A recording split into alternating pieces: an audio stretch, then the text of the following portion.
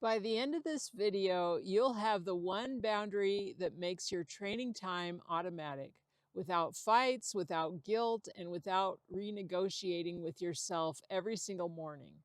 Most of the advice out there on this topic will tell you how to say no to other people, how to communicate your needs, how to set boundaries with the people in your life who don't respect your training time. And that advice isn't wrong, but it's not where you start. Because here's what I've learned, and this took me years to understand. When your internal boundary is solid, the external ones become almost automatic. The hard part was never the other people. The hard part was me. Here's the pattern I see over and over again. We decide we want to train. We make a plan, and then we spend enormous energy defending it from work, from family, from guilt, from 1,000 more urgent things, and it doesn't work because you can't defend a boundary you haven't made internally.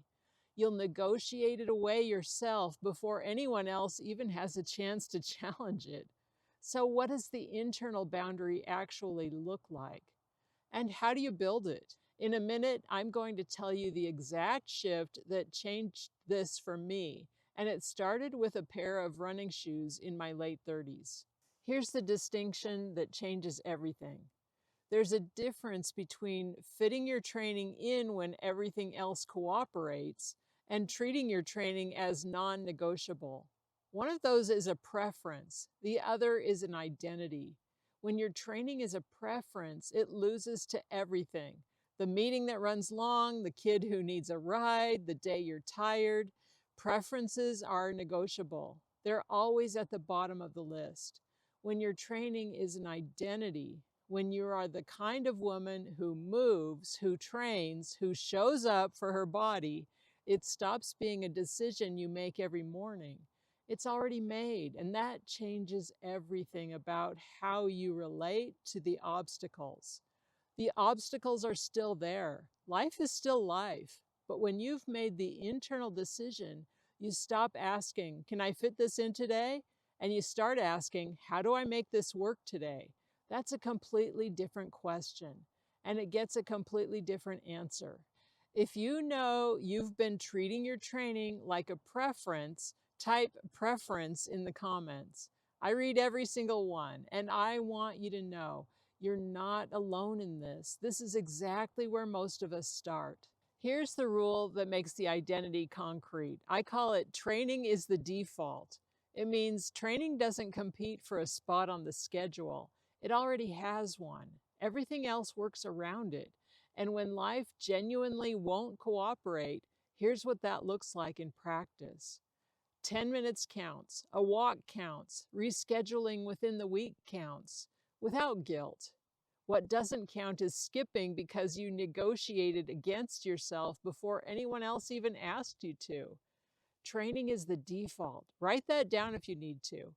Put it somewhere you'll see it, because the days when it feels negotiable are exactly the days you need to remember. It isn't. I want to tell you about the first time I really understood this, because it didn't happen in a triathlon. It happened in my late 30s with a pair of running shoes and a decision that felt almost selfish at the time. I had spent years as the wife and mom who put everyone else first. That was my identity. That was my value. That was what I believed made me good at being who I was supposed to be. And then I started running, and something shifted. Not immediately, but over time, I noticed something. I wasn't depleted when I ran. I was more patient, more present, more myself. I had more to give, not less, when I protected that time for me. That was the moment I realized I didn't take less space. I became more. That was the reframe that changed everything. Putting my own well-being first didn't take anything away from the people I loved. It multiplied what I had to give them. But here's the honest part, and I think this is important to say. Even after I made that internal shift, it was still hard to hold the boundary externally. My first husband wasn't supportive of it. There was pushback. There was guilt. But the internal decision had been made. I knew who I was now. I was a woman who ran. And that clarity made everything else navigable. Not easy, but navigable. I knew what I was protecting and why, and I didn't negotiate against myself anymore. That's the boundary, not the conversation you have with someone else, the conversation you have with yourself, and finish. If you want help making that internal decision real, the free 3-day expansion quick start is in the description. Back to the practical side, because here's what training is the default actually looks like tomorrow morning. I want to make this concrete because I don't want this to be a concept. I want it to be something you can use tomorrow morning. This works whether you're doing 3 workouts a week or training for something big. The internal decision is the same. The scale is just different. Right now, I'm training for Ironman Texas. This week alone, I have over 17 hours of training on the plan, and life still happens around it. Yesterday, my husband and I drove all day, and I knew that was coming, so I moved things around within the week. The ride that was scheduled for yesterday is on today's menu. That's not missing a workout. That's managing a life.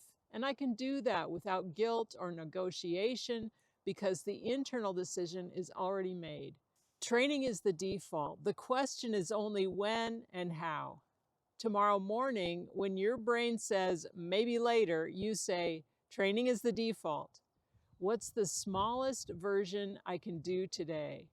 Your version of this looks like yours. Maybe it's a 45-minute walk 3 mornings a week. Maybe it's a strength session you protect like a standing appointment. The scale doesn't matter, the decision does. When you stop treating training as optional, regardless of what level you're at, the logistics become surprisingly manageable. The negotiation disappears. You're not fighting yourself anymore. And here's what happens with the people around you once that internal shift is made. This part surprised me. When your internal decision is solid, when you genuinely know this is non-negotiable for you, other people feel it. Not because you've given them a speech about your needs, because your energy is different. You're not asking permission. You're not apologizing. You're not over-explaining. You're just doing it. And there's something about that quiet certainty that changes the dynamic entirely. People negotiate most aggressively with the boundaries they can feel you're uncertain about. When there's no uncertainty to probe, there's nothing to negotiate against. Here's the part that surprised me most. Once I stopped apologizing, people stopped pushing. Not because they suddenly became more supportive, but because I stopped leaving the door open. There was no longer an opening. I had already decided. This is why I say the external boundaries become automatic.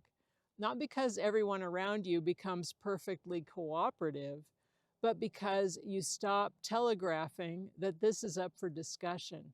It isn't. You already decided. Here's what I want you to hear, especially if you're someone who has always put yourself last and called it love. Protecting your training is not selfish. It's not taking something away from the people who need you. It is the opposite. The woman who shows up for herself has more to give, more energy, more presence, more joy than the woman who is slowly emptying herself out. The boundary that protects your training isn't a wall you build against the world. It's a decision you make about who you are. And once you make it, really make it, not just hope it, everything else follows. I turned 65 last year. I am not slowing down. I am not taking up less space. I am not a used to be. And the woman I am now, the athlete, the coach, the person who shows up, she was built one non-negotiable morning at a time. Ordinary days build extraordinary lives. This is one of those ordinary days. Use it. If this landed with you, get the 3-day expansion quick start. It's free and it's in the description. In 3 days, 10 minutes a day, you'll make one promise and keep it. And by day 3, you'll have a non-negotiable that holds up on messy weeks. And comment expand below. I want to know, what's the one area where you're ready to stop treating your training as optional? Let's talk about it. I'll see you in the next video.